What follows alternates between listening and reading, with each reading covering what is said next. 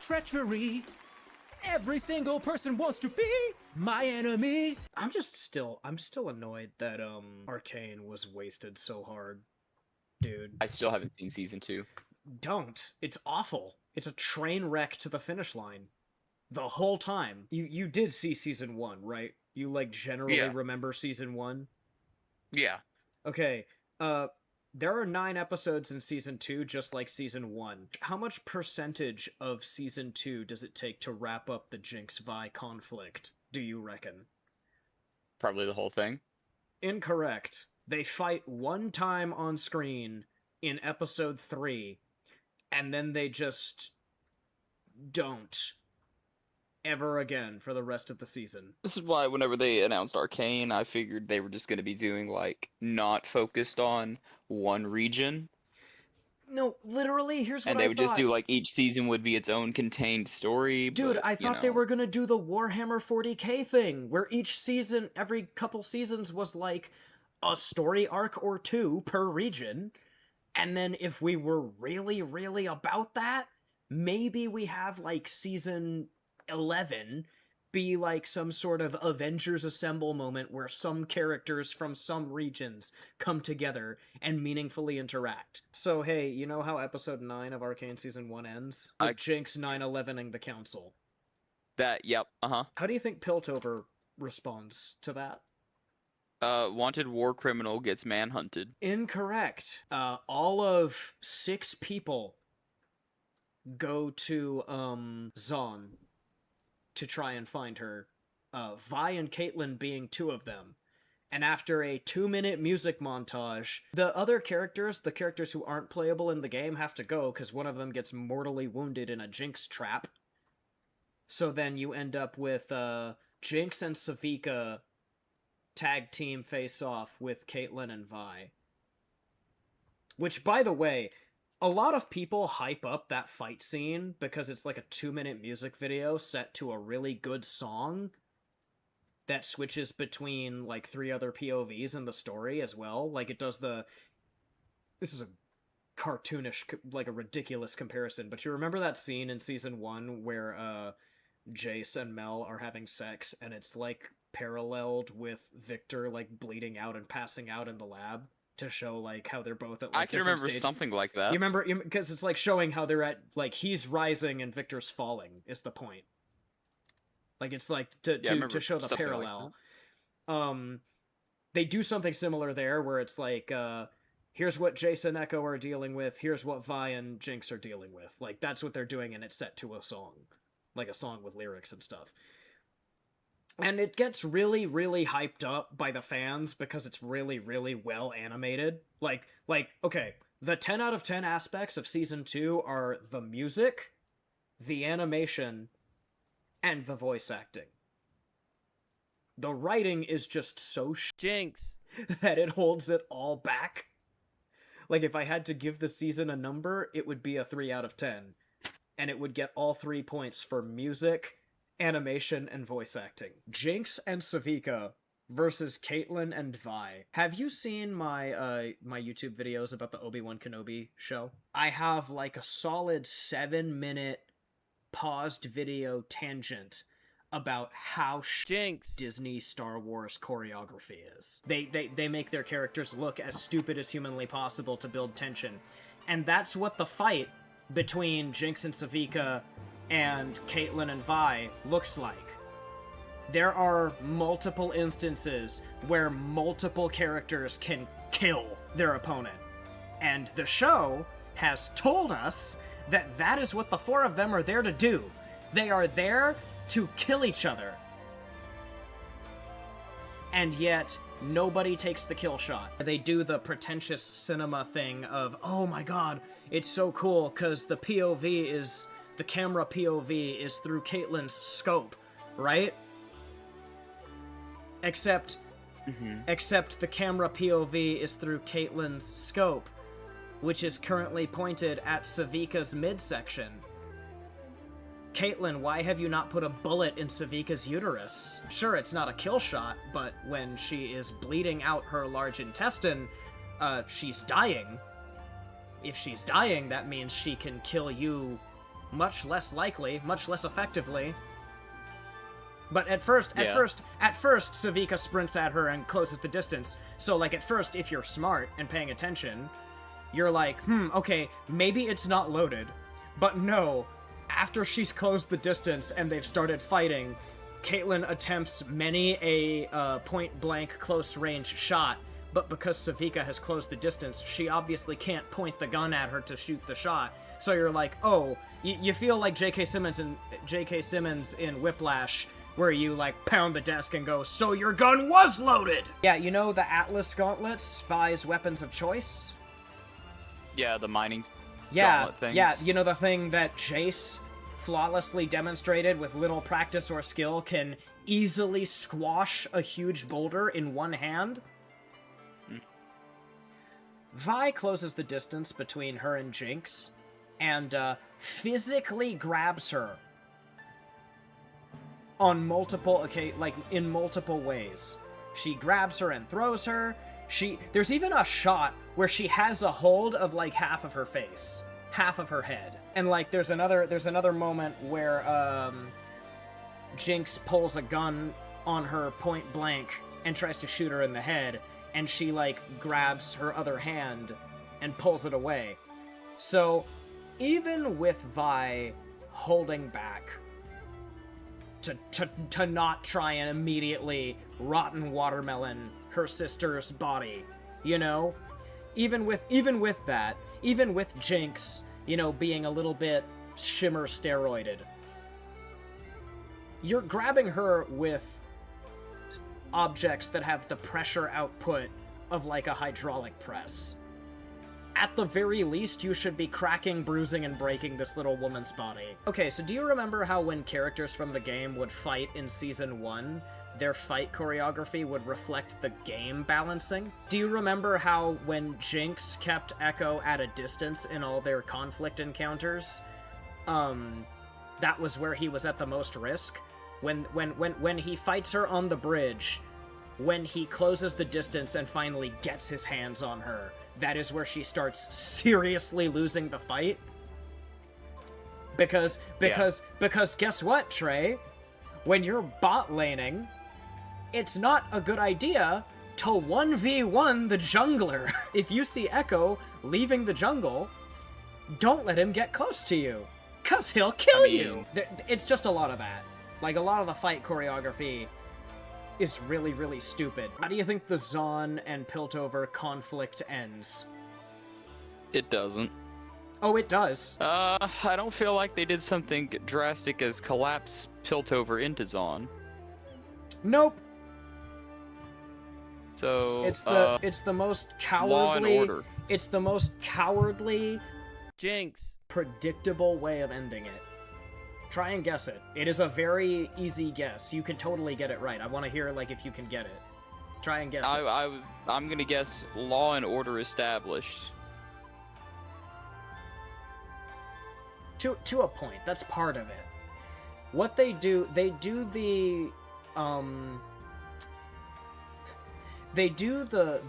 trope where two opposing factions are unexpectedly assailed by a bigger threat, and so they unite to fight said threat, and then when they are done stomping out said threat, they look at each other awkwardly and go, we have no more problems. Any previous conflicts we have just blown away like dust in the wind. Is this the whole Noxian Savika. arc that they've been hinting at since the first season? Hey Savika, come be on the council, cause you'll absolutely be taken seriously there. Your word will carry any weight whatsoever, and you won't be wasting your time here. And yes, the bigger enemy in question is Noxus. It's always Noxus. Except it's not Noxus, because they retroactively change Ambessa's standing in Noxus to make her a renegade runaway warlord who is actually on horrific standing with Noxus because her son tried to fuck with LeBlanc, so now the entire country wants her head. So the big threat of Noxus is actually just like a small rebel army that somehow manages to almost take down Piltover and Zaun simultaneously in like a weekend. the Noxian storyline, Mel, Ambessa,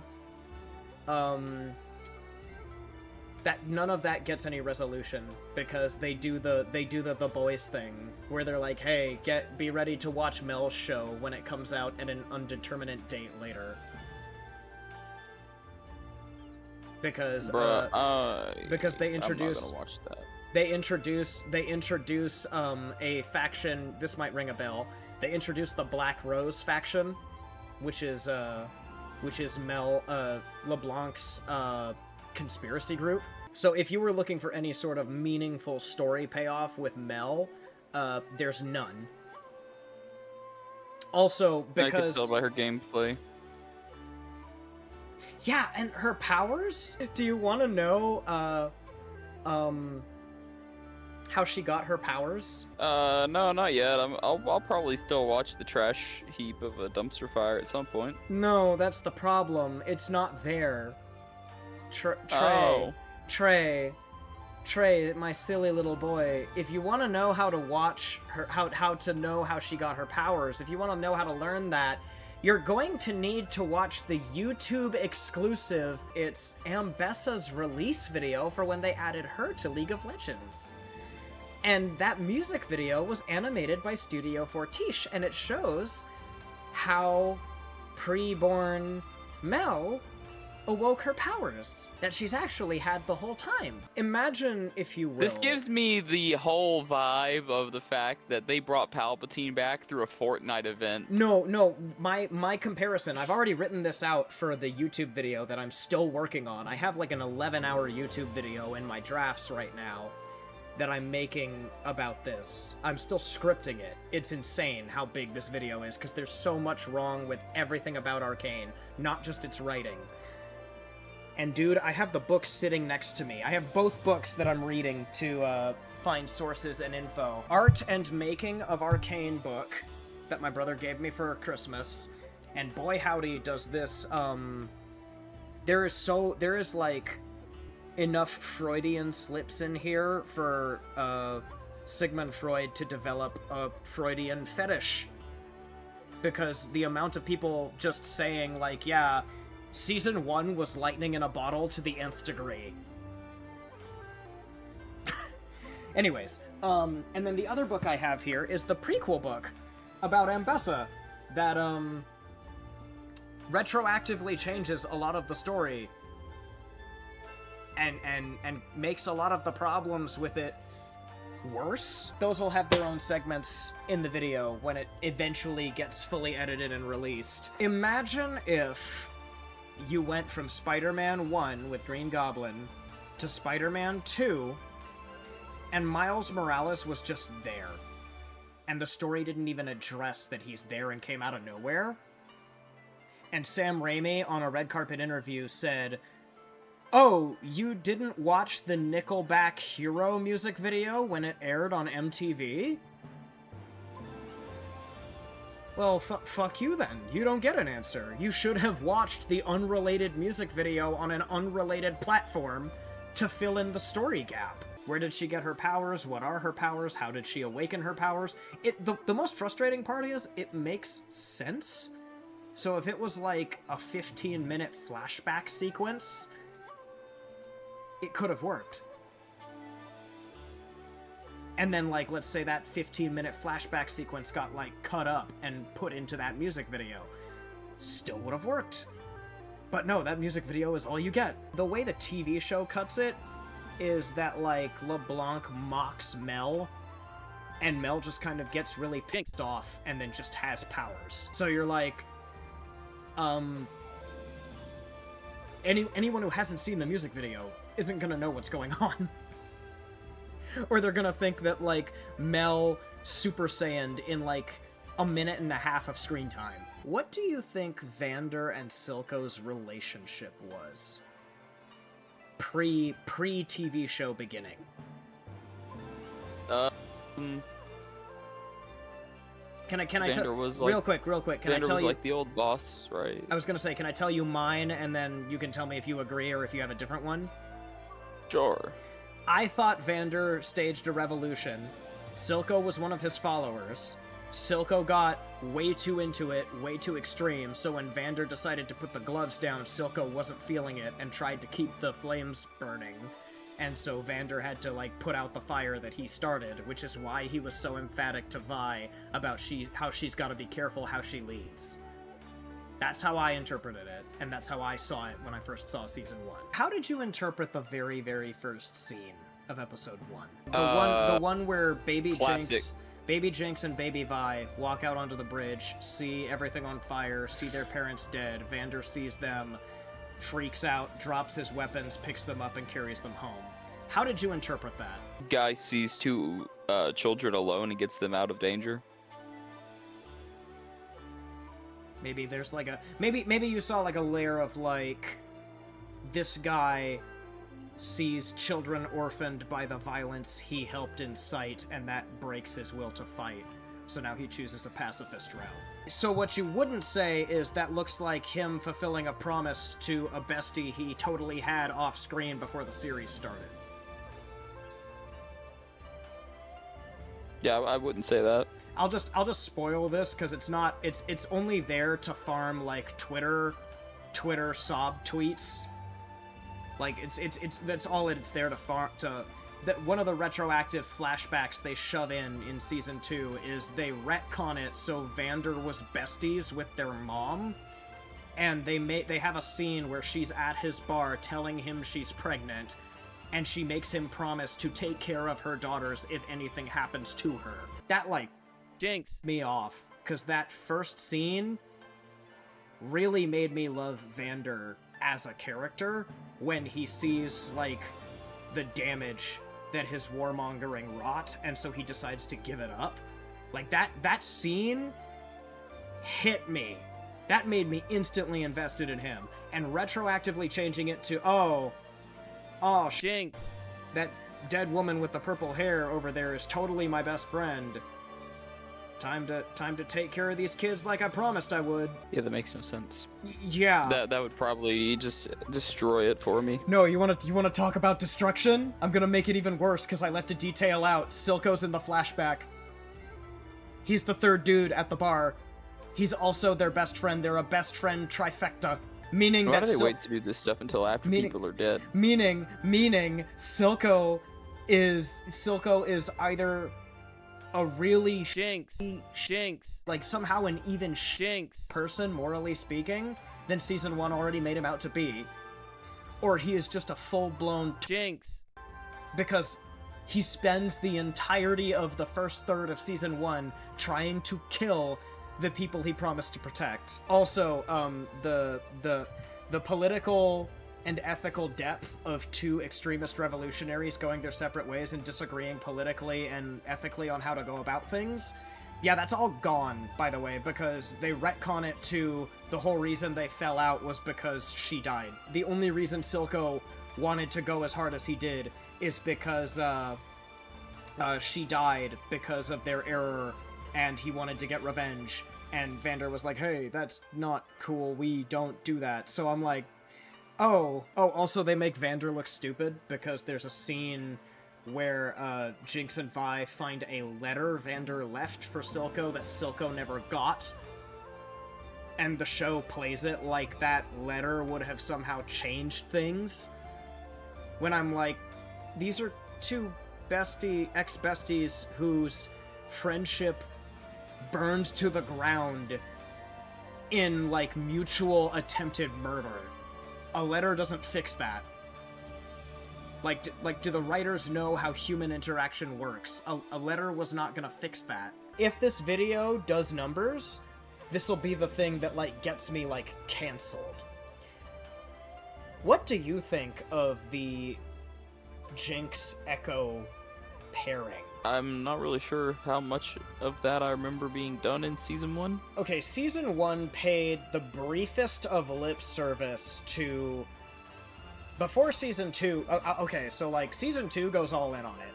Act 3 of Season 2, the last 3 episodes, episodes 7 through 9, they go all in on it. I will spare you the details. It's such a clusterfuck. Jinx. I'm gonna recommend you watch it. Because episode 7 is a miraculous mess of writing, the likes of which I have never seen. Echo as a character, anything interesting about him, any depth that could be had to him that was established in season 1 is sacrificed on the pyre, the sacrifice pyre of you exist to push a ship now. As long as we get some explanation for his time travel ability. Oh, the explanation is really Jinx. It's there, but it's real Jinx. So you remember how everyone was under the impression that he was already using the time travel in season 1, and they were using that fight sequence on the bridge to like tease it, and it was like really rudimentary, which is why he only did it in 2 seconds? Yeah. Yeah, no, that's not what happened. That was just really, really fancy editing to show you these characters have history. He actually just is built different. Like, he John Wicked his way up to Jinx and beat her ass. Like, he first tried, dodged all those bullets and everything, and took her down. Bro, honestly, No, literally, that's what they did. that makes me feel like less enthused and impressed by that. No, literally. I thought what they were doing is they were showing the game they used to play, and that was supposed to symbolize her shooting at him, and the splatter of paint on him is her shooting him multiple times without getting too visually graphic and gory and gross about it, you know? And so because remember, he doesn't explicitly time travel. What he does in the League verse, in the League lore, is he sets a save point that's like X seconds past. So he yanks his little motor and goes back like 3 seconds. I'm less impressed by that whole scene because I thought what they were doing is they were saying, hey, yeah, he has like the 2-second save point, and he's using that 2-second save point to not get blown the Jinx. fuck away on this bridge while he sprints head on at a woman with a gun. You know? So that's how he's able to dodge 3 point-blank pistol shots. Through reasons that I can only describe as plot barf, Echo ends up in an alternate universe where everything is hunky-dory and everyone is safe, happy, and alive. The only difference is that in this universe, when Powder drops the hex crystal and blows up Jace's apartment, Vi is the only one who died. So that difference alone apparently led to world peace. I don't feel like I need to explain how that doesn't work. The flashback sequence we get is all of like 8 seconds long, and it's Powder holding Vi's dead body crying, which, like, you know, good for Powder's actress. She got a check for season 2, despite the fact that Powder as a character is no longer relevant. Good for her. Glad she got something out of it. I'm telling you right now, that would not happen, because in the flashback sequence in this alternate universe that we see, Powder's holding Vi's body crying while Milo and Clagger are, like, guffawing, right? And it shows Sheriff Grayson and the Jinx. corrupt guy who gets blown up in season 1. It shows those two running in and, like, gasping, right? Like, shocked face, right? So, I'm telling you right now what's going to happen. They're going to take those kids into custody, and because word travels fast, we saw in season 1 how within 12 hours the entire Undercity knew what was what with that condo exploding.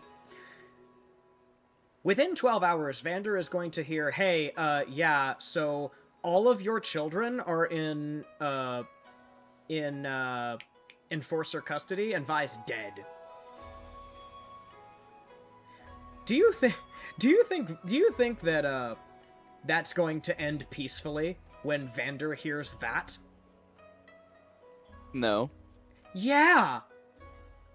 Yeah. For plot reasons, I hate Vi in season 2. Like, they retroactively change so much about her character and make her just a really, really Jinx. character.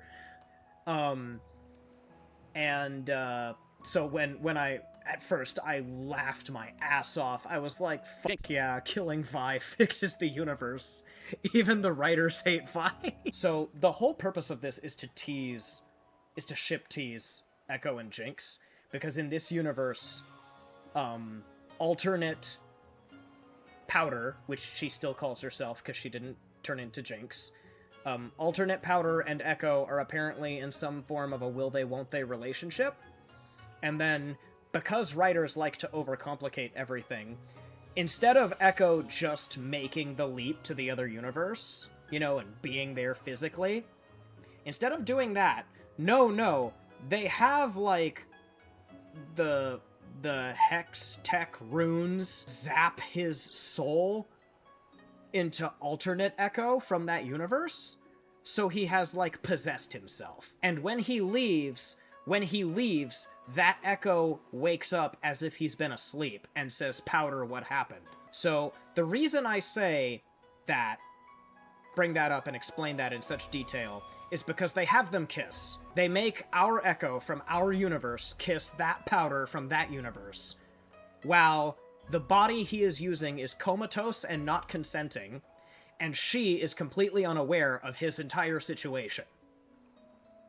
So he successfully sexually assaults 2 people. I guess he sexually assaults 1 person and is complicit in the sexual assault of another person.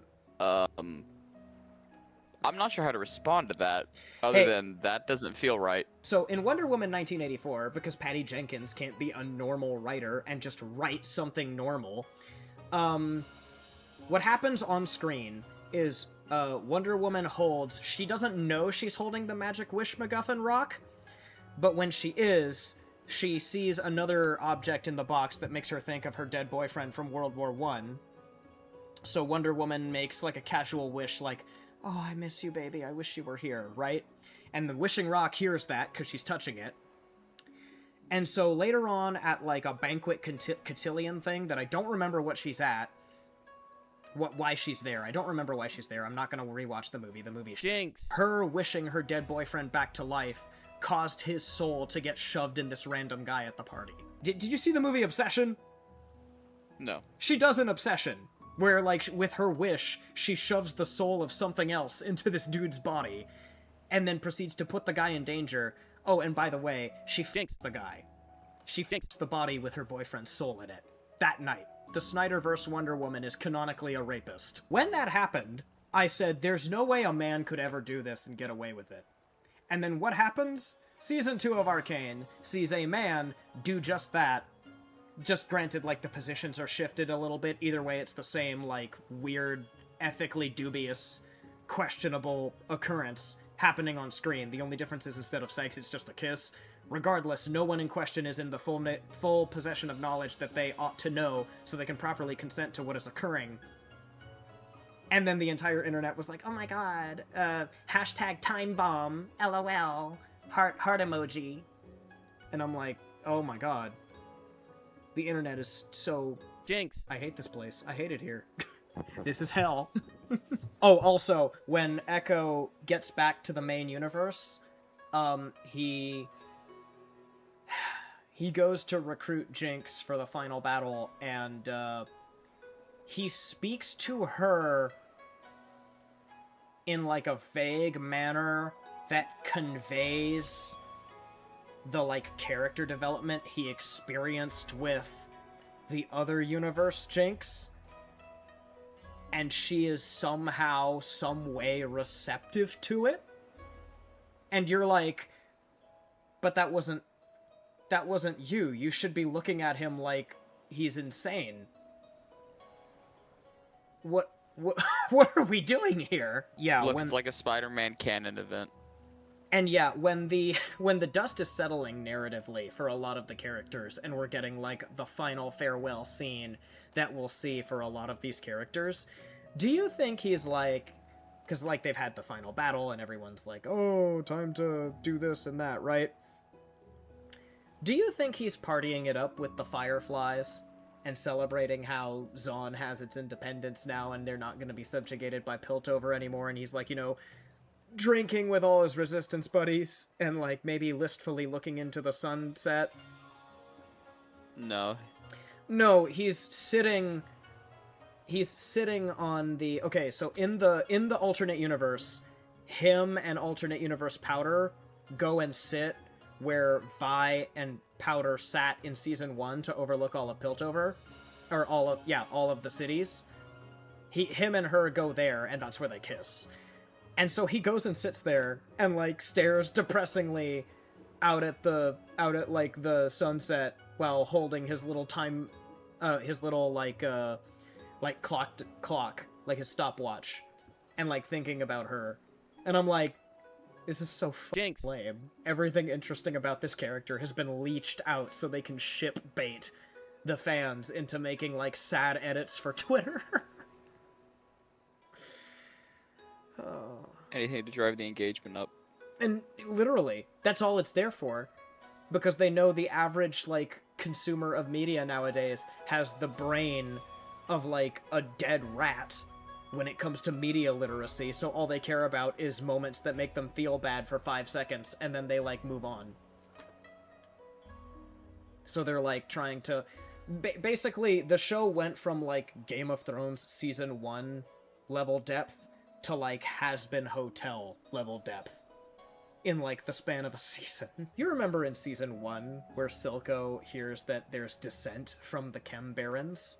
So he goes and, like, gives them a nice, stern lecture and, like, chokes them out with gas that he's immune to and gives them all gas masks.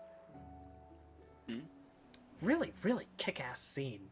What do you think happens to all those Chem Barons after he's dead? Okay, so they host meetings. There's admittedly some interesting meetings, right? Interesting dialogue, interesting exchange. All of like 2 minutes of screen time, but it's interesting nonetheless. Oh, also, we speedrun the Jinx. out of Vi's Enforcer arc.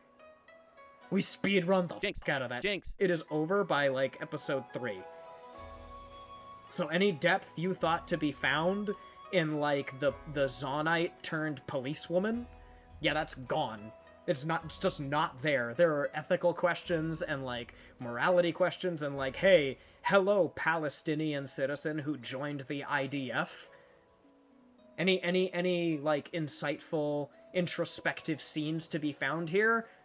No, we're just speed running through that Jinx. immediately. You want to hear another goofy ass off-screen retcon? Jinx gives her a surprisingly reliable, really detailed arm that she kind of just gets out of nowhere.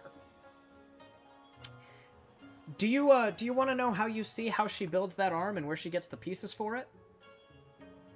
How?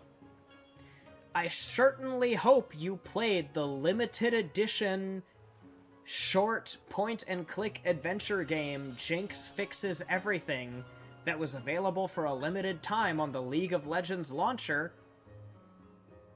Oh, I remember that event. I didn't play it at all.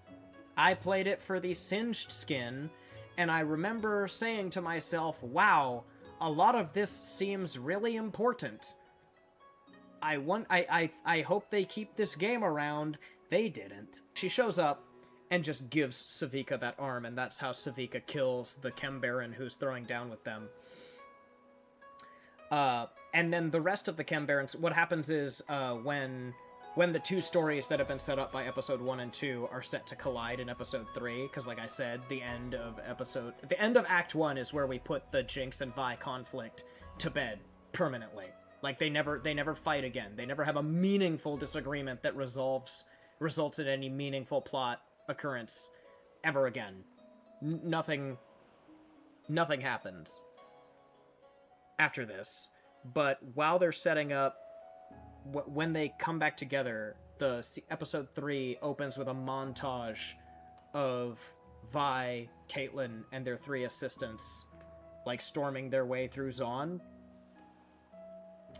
And, during that montage, there is a blink and you'll miss it animation that implies that Vi and Caitlyn took the rest of the Chem Barons off the board. So I certainly hope you weren't invested in the possibility of a villain civil war, because that Jinx. is given all of 2 minutes of screen time. I feel like they honestly shouldn't have focused on both regions at the same time like they did. I know the stories of both of them are heavily intertwined, lore-wise, but I feel like they were trying to do too much and skipping over a lot and just glazing over it. Well, here's the thing. Christian Show me Link. Blitzcrank. That's all I wanted. Blitzcrank doesn't exist in Arcane lore. I know. That's why I'm like, I just wanted my Blitzcrank. And it's because they completely changed Victor as a character, and because they decided Arcane is the Bible as far as League canon is concerned. They changed him in the game he's now too. Shaco. He's a Shaco now. They changed him in the game too, and people really didn't like that. I know some people who were like Jinx. livid. They probably changed the lore halfway through greenlighting season 2.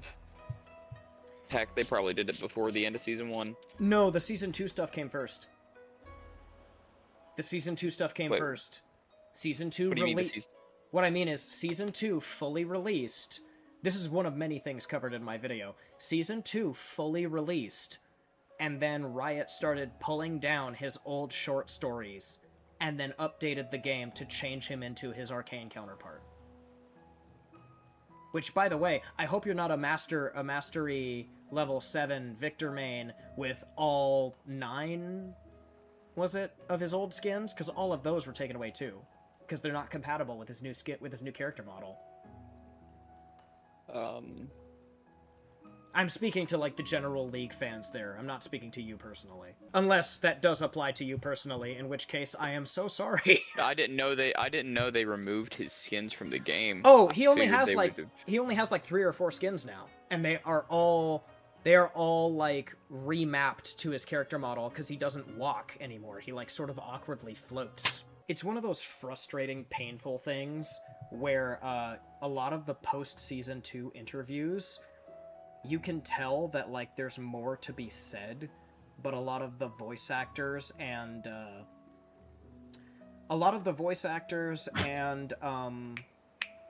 directors and showrunners have a lot to say, but some of them are very clearly tied up in NDAs or contracts. Except for people like, for example, the voice of Jinx and the voice of Victor. Ella Purnell and, I don't remember his name, but he plays, like, an important character in Game of Thrones and, the main antagonist of Final Fantasy XVI. All that to say, Ella Purnell and that guy very casually just let it slip, like, oh yeah, my contract was for more seasons. It startled me as much as it did the fans when we were ending it at season 2. And then if it was so popular, why? Well, here's the thing. I'm going to tell you why. I just want to add more fuel to that fire. If you use Wayback Machine and you go digging on the older, unupdated pages of the internet, you can find old interviews where showrunners and writers are talking about how they have a 4+ season plan for Arcane.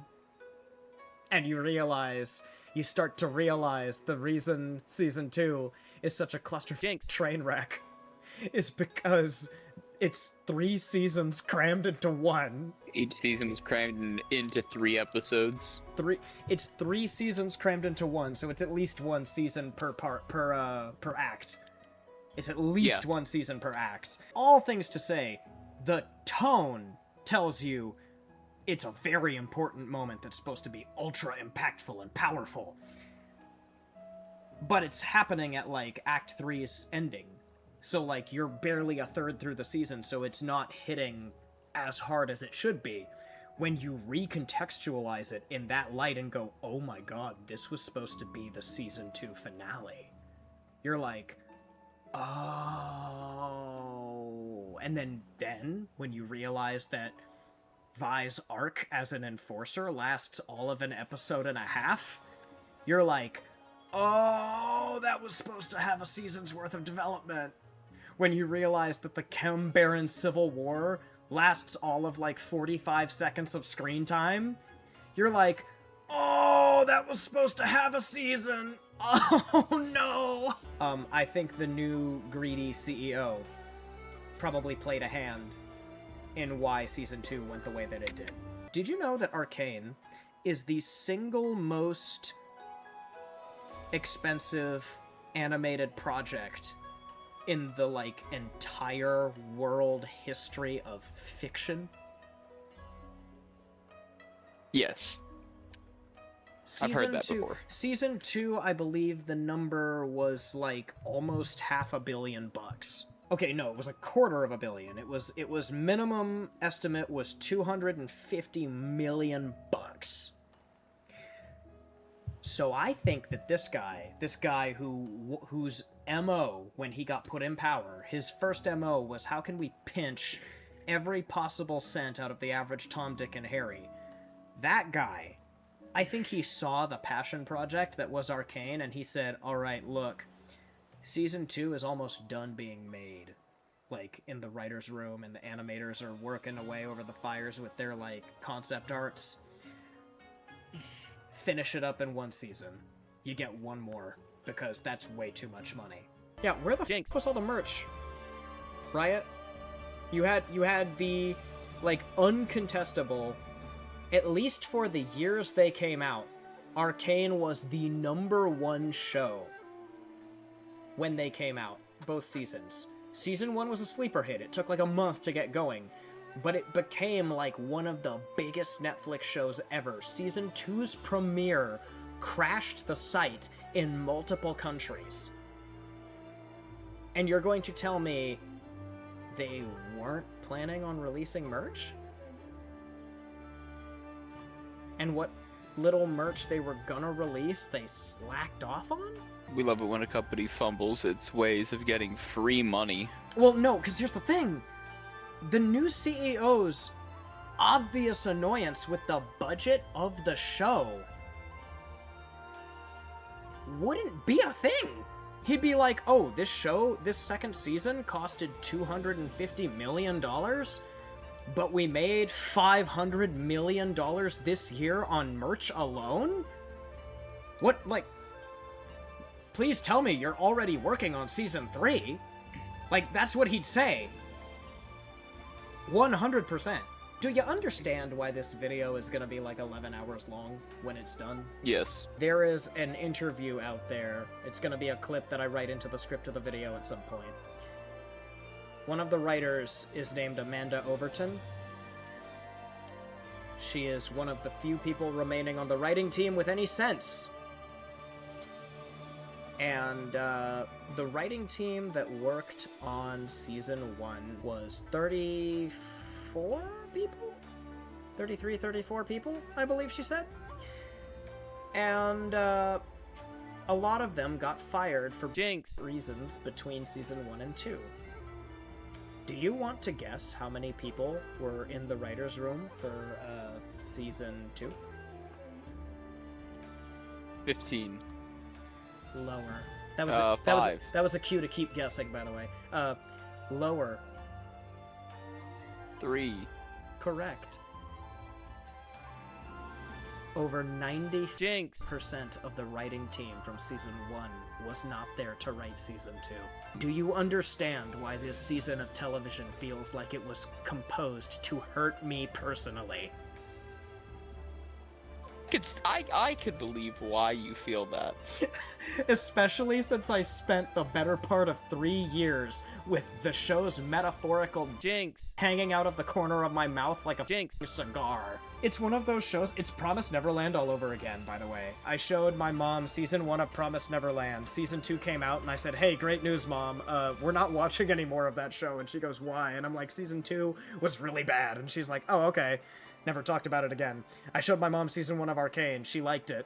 And I was like, hey, Mom, I'm not showing you season 2 of Arcane. And she's like, why? Was it also bad? And I'm like, it was somehow worse than the other one. And she was like, oh, okay.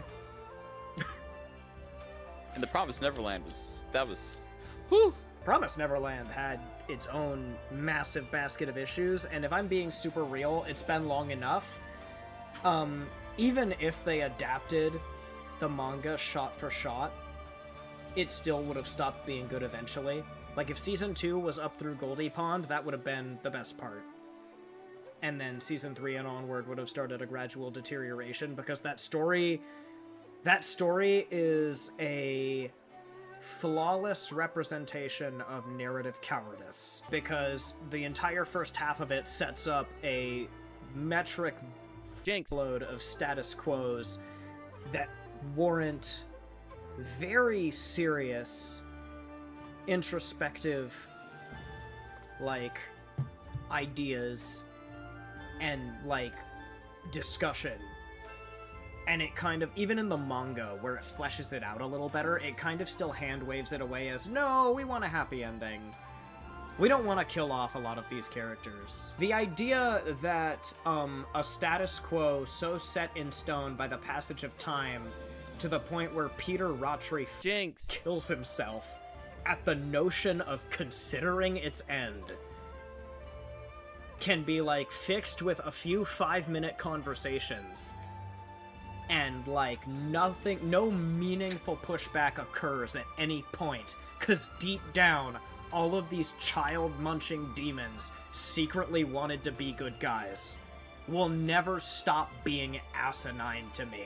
Don't even get me started how they took a character who was my favorite villain in the entire series, and they said, hey, not only is he still alive, he's a good guy now. Which one was that?